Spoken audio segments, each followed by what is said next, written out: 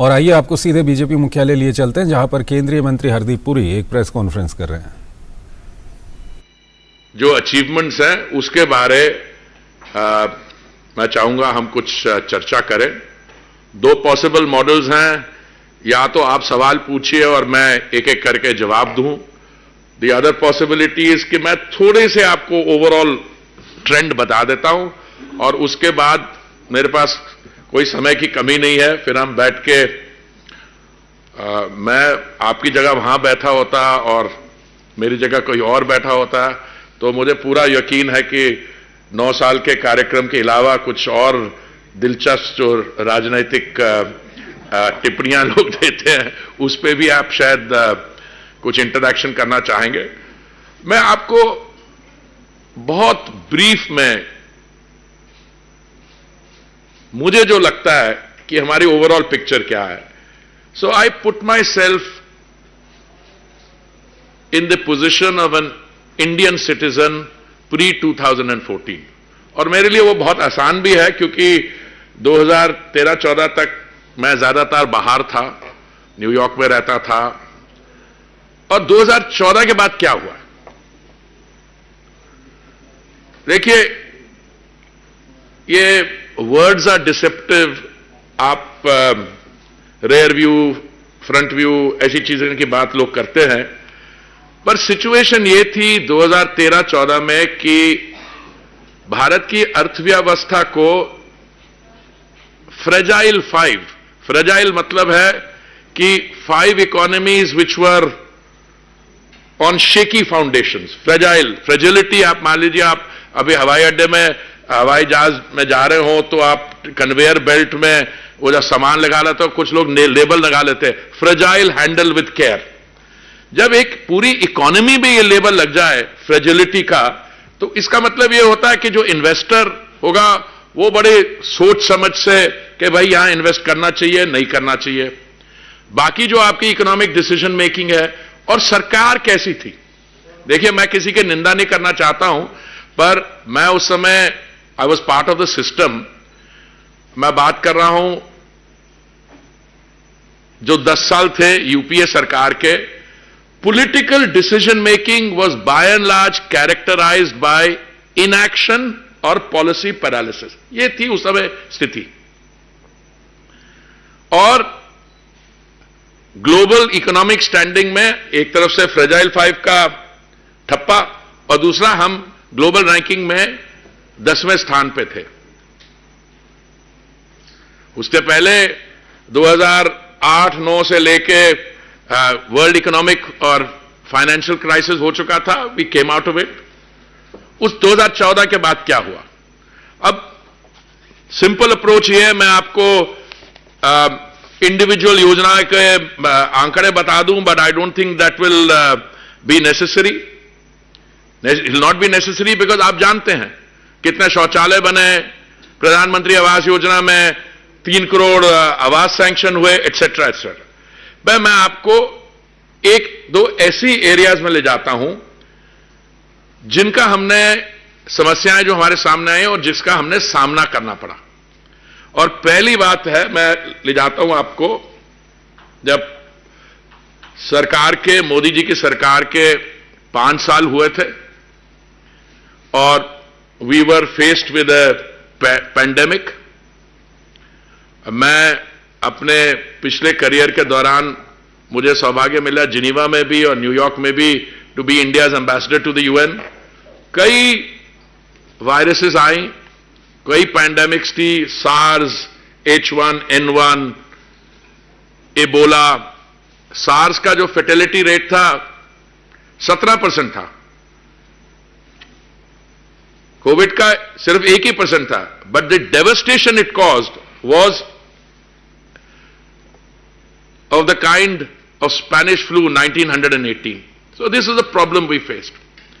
What was the situation of the health sector before that? What happened to the health sector?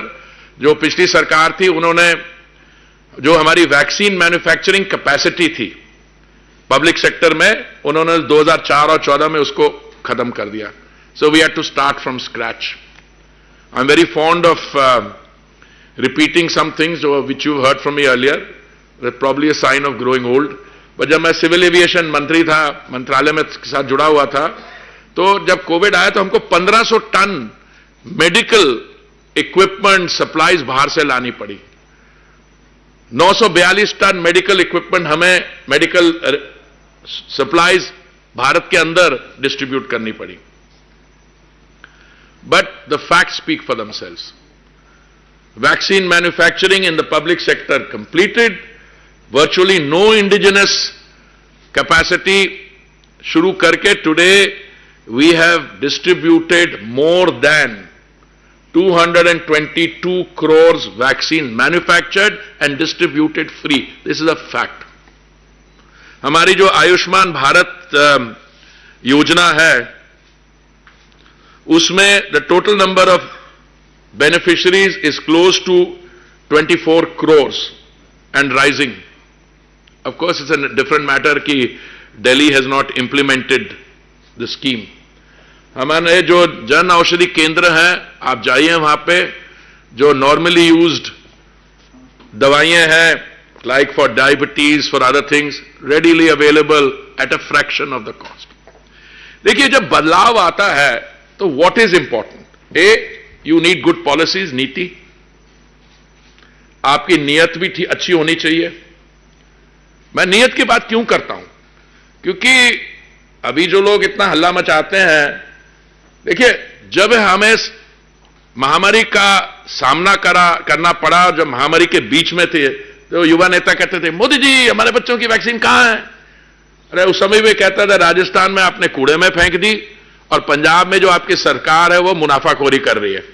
मैं क्यों ये ला रहा हूं? नीति, नियत, आपकी अगर नियत ठीक होगी तभी होगा। और तीसरा मैं समझता हूं नेता।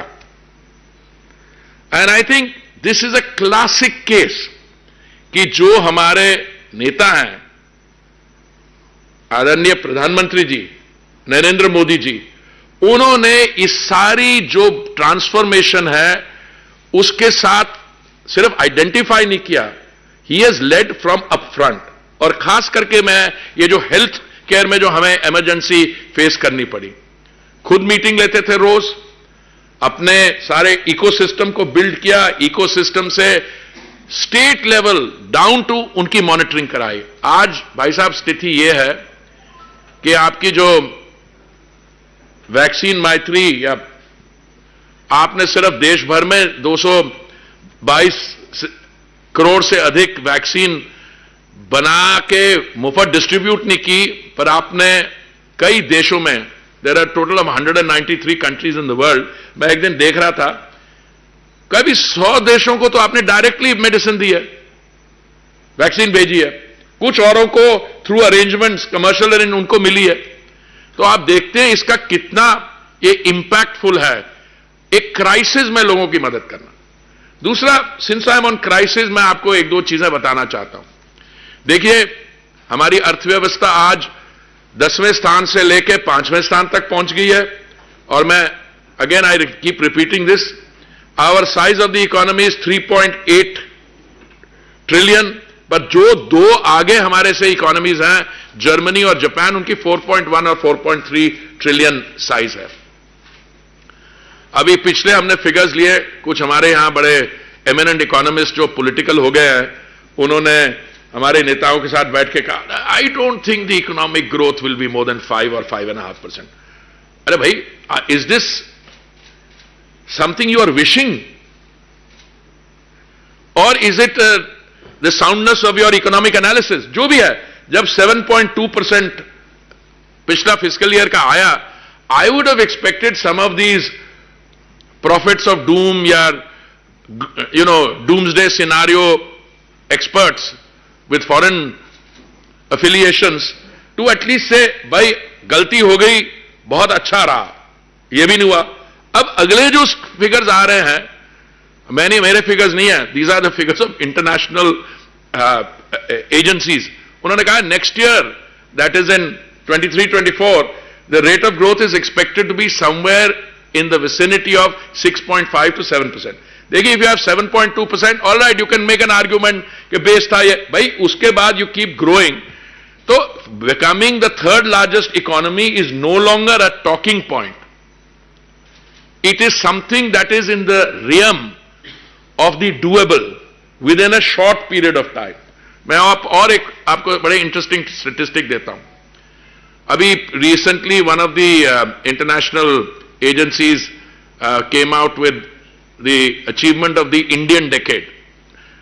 इंडियन डेकेड का मतलब 2013 से 2023. बट उससे पहले एक असेसमेंट थी कि जो हमारी स्थिति 2040 में क्या होगी.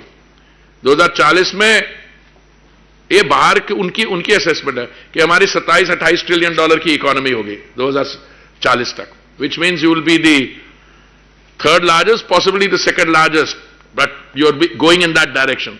Third largest, close to being the second largest within this thing, depending on how the other economies fare. 2014 से पहले क्या स्थिति थी और उससे पहले क्या स्थिति थी. Why take 2014? आप कनेक्टिविटी के देखिए. 2014 तक total number of airports built in the country was, I think, 74. After 2014 to today, the number of airports built additionally is another 74. And I was very happy to see my colleague Sindhya ji say कि अगले 5 साल में number of airports will be over 200. In fact, he mentioned 220 or so. And I'm quite sure this will happen. If you add the helipads, heliports, और जो आप tier 2, tier 3 cities में, जब मैं उत्तर प्रदेश जाता हूं, I'm very happy to hear. वो हमारे माननीय मुख्यमंत्री हैं वहां पे, वो तो कहते हैं मैं हर एक कमिश्नरेट में एक एयरपोर्ट होगा. अभी आप ट्रैवल करिए भाई, things are, India is on the move. आप मेट्रो की बात करें, देखिए मैं तो दिल्ली में, I was born and brought up in this city. I should travel by school bus या डीटीसी एटसेट्रा. आज क्या सिचुएशन है? आज आपकी जो मेट्रो लाइन है, Delhi metro I am talking about, DMRC, when in a good day it carries 65 lakh, 65 lakh commuters, and it's a world class system, touch wood, both in terms of technology and in terms of seeing. And what's happening around Delhi? Only the other day the cabinet approved in Gurugram, from the city center through Old Gurgaon, New Gurgaon, entire loop line, 28 kilometers of additional elevated metro line, 17 elevated stations at a cost of 5,400 crores. Yeah, who is looking forward and doing these developments? And then to say कि rear view होता है. मैं तो इनका पता नहीं कि eyesight check करानी चाहिए इनको, इनका कहीं चश्मा उल्टा तो नहीं लगा हुआ. अब मैं आता हूं, हमारी जो माननीय प्रधानमंत्री जी ने कहा कि वो चाहते हैं, उनका संकल्प है कि 2047 अमृतकाल तक, जब हमारे 100 वर्ष हो जाएंगे as an independent country, we should be a developed economy, विकसित देश. और प्रधानमंत्री जी, अनलाइक अदर पॉलिटिकल लीडर्स, खास करके जो विरोधी दलों में हैं, वो अपने जो शब्द हैं जब आप देखते हैं when he speaking, that is what I से, नेता, नीति और नियत, बड़े नाप तोल के वर्ड्स यूज करते हैं. जब उन्होंने कहा 2047 तक, उसकी क्रेडिबिलिटी मैं बताता हूं, 100% 2047 तक वो होगा. मैं नॉर्मली एक अंग्रेजी का गाना है, with a little bit of help from my friends. नहीं, we are not even looking for their help. हम इनकी जो डीरेलिंग टैक्टिक्स हैं, डीरेलिंग टैक्टिक्स में किसी लेवल में, सोशल एरिया में ले लो, भाई साहब बाहर जाते हैं तो सडनली उनको हमारी माइनॉरिटीज की स्थिति याद आ जाती है. तो फिर मैंने किसी ऐसे इंटरेक्शन में कहा, मैंने कहा भाई साहब 13 साल के थे जब नेली में, असम में मैसेकर हुआ और 2000 हमारे भाई बंधु एक माइनॉरिटी कम्युनिटी में उनकी हत्या होगी. भाई साहब 14 साल के थे और 1984 में 3000 हमारे सिख भाइयों के साथ उनकी हत्या हो गई. तो एक क्रेडिबिलिटी की जो बात है, मैं बताता हूं, बहुत जरूरी इसलिए है कि आप स्टेटमेंट दे देते हो और फिर जैसे रफाल पे दे दिया, कुछ इधर उधर दे दिया, फिर झूठ पकड़ा जाता है, फिर आप माफी मांगने पहुंच जाते हो। Politics, my submission to all of you, आप सिर्फ जर्नलिज्म में नहीं हो, पर journalism is so much a part of our democratic discourse. It's an issue largely of credibility, कि अगर मैं आपके सामने बैठूंगा तो ये आज की ये सोशल मीडिया, ये जो छोटी छोटी आपके हाथ में सब में है, मैंने कोई स्टेटमेंट की हो 10 साल पहले, आप निकाल के दिखा देंगे हमें। देखिए, हमारी इकोनॉमी जो है, it is part of the global economy. अभी मैं आज सुबह एक वॉल स्ट्रीट जर्नल में, जो एक दिन लेट मुझे मिलती है, मैं पढ़ रहा था, is the West in recession और नॉट रिसेशन, और लास्ट पेज पे बड़ा इंटरेस्टिंग एनालिसिस था। वो क्या है, the issues which point in the direction of a recession are these, कि the value of the 3-month bond is lower और higher than this, these are usual indices. और अभी जो ये सेक्टर है, but is doing quite well. Employment में 339,000 new jobs are creating, that is doing well. So there are some science that it is doing well, some science it's worrying, कि ये हम लोग रिसेशन पहचान नहीं रहे, बिकॉज एक बीच में recession is defined as quarter on quarter decline. तो अब there are two views, but मैं आपको ये कहूंगा, तो बाहर होगा, अगर बाहर की हमारी इकोनॉमीज जो हैं, जिनके साथ हम डील करते हैं, if they are in economic this thing, all countries will be affected. But today no one in India or outside is speaking about that kind of problem in India. यहां पे आपकी डिबेट यही है, 6.5% होगी growth, आपकी 6% होगी या 7% होगी। मैं मेट्रो के बारे में बात कर रहा था, ये वाजपेयी जी के समय की अर्बन ट्रांसपोर्ट सिस्टम है, शुरू किया हुआ, और मोदी जी जब आए, उन्होंने 200 या 220 किलोमीटर से लेके इसको आज शायद 880-890 किलोमीटर ऑपरेशनल मेट्रो कर दिया है, और 1040 किलोमीटर जो अंडर कंस्ट्रक्शन है। जब ये अंडर कंस्ट्रक्शन मेट्रो, जिसके लिए हमारे पास टाइमलाइंस है कि ये 3 महीने में खत्म होगा, अगला 6 महीने में होगा, जब ये हो जाएगा, you will not be the 3rd or 4th largest metro system in the world, you will be the 2nd largest metro system in the world. भाई, 2nd लार्जेस्ट मेट्रो सिस्टम का मतलब यह है कि चीन, जो उनके बहुत पहले मेट्रो, और वो 8,000 किलोमीटर, हमारा होगा कोई 1600-1700 1800 किलोमीटर, और उसके बाद यूनाइटेड स्टेट जो आज 1500 किलोमीटर पे है, पर वो नई मेट्रो कंस्ट्रक्शन नहीं कर रहे हैं। आप मेट्रो से चल के you go to, let me come to my other sector, petroleum and natural gas, energy. देखिए, ग्लोबल सिचुएशन तो हम कंट्रोल नहीं कर सकते।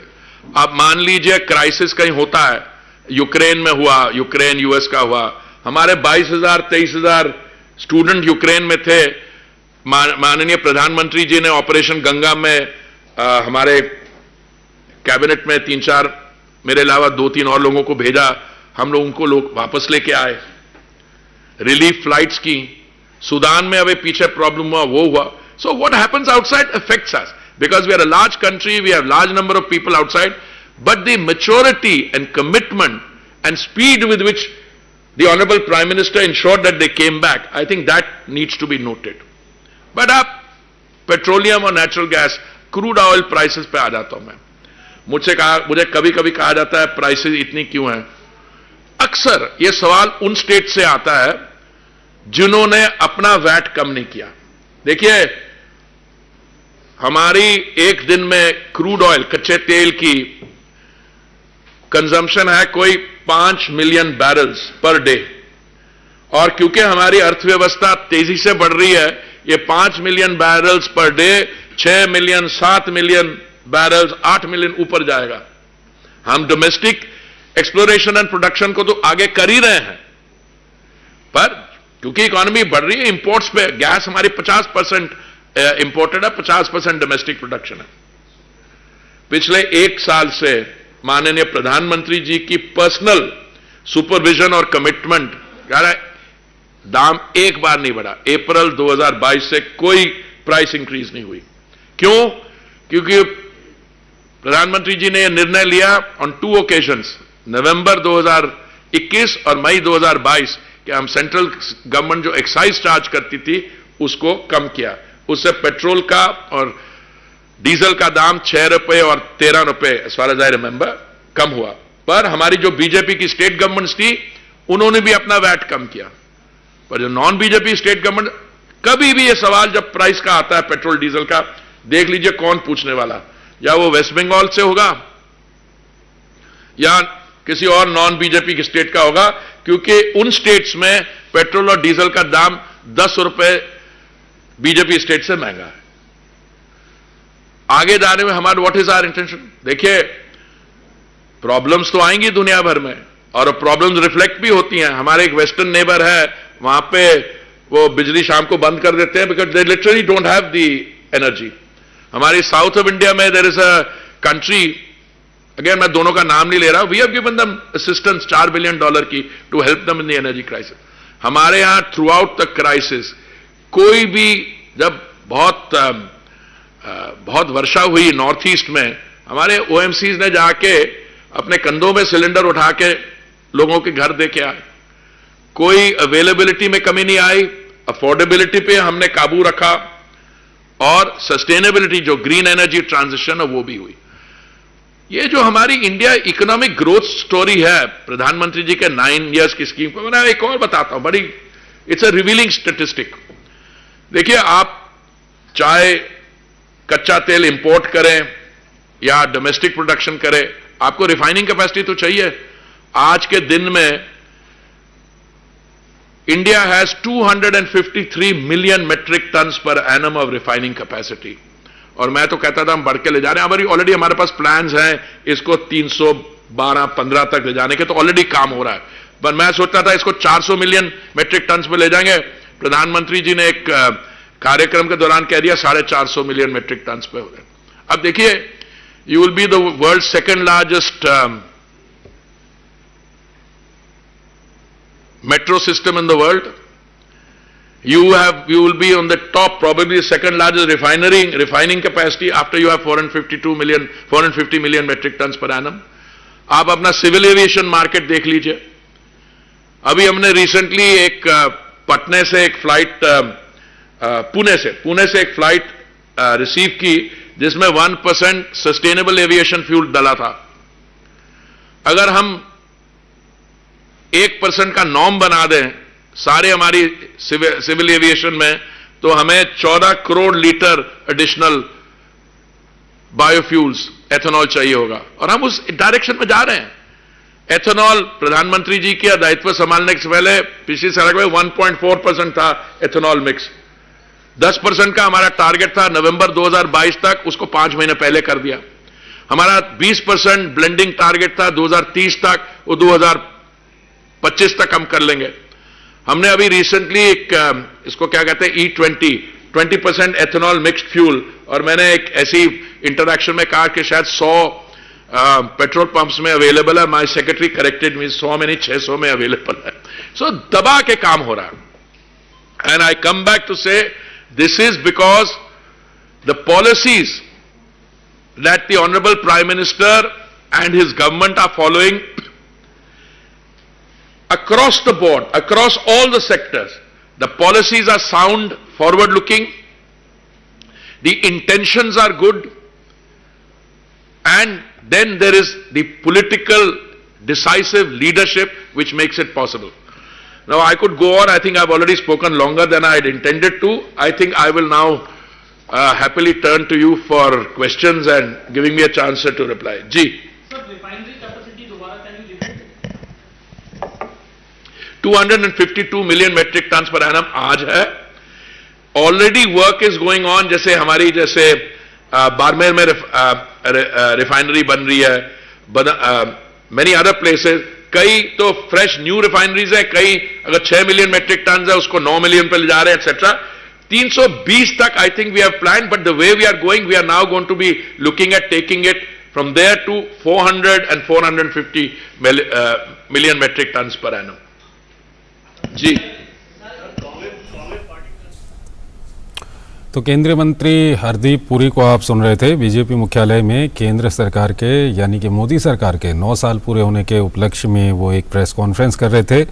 उन्होंने कहा कि भारत की अर्थव्यवस्था 10वें से 5वें पायदान पर आ गई है। ये केंद्रीय मंत्री हरदीप सिंह पुरी ने कहा। उन्होंने कहा साल 2047 तक भारत को एक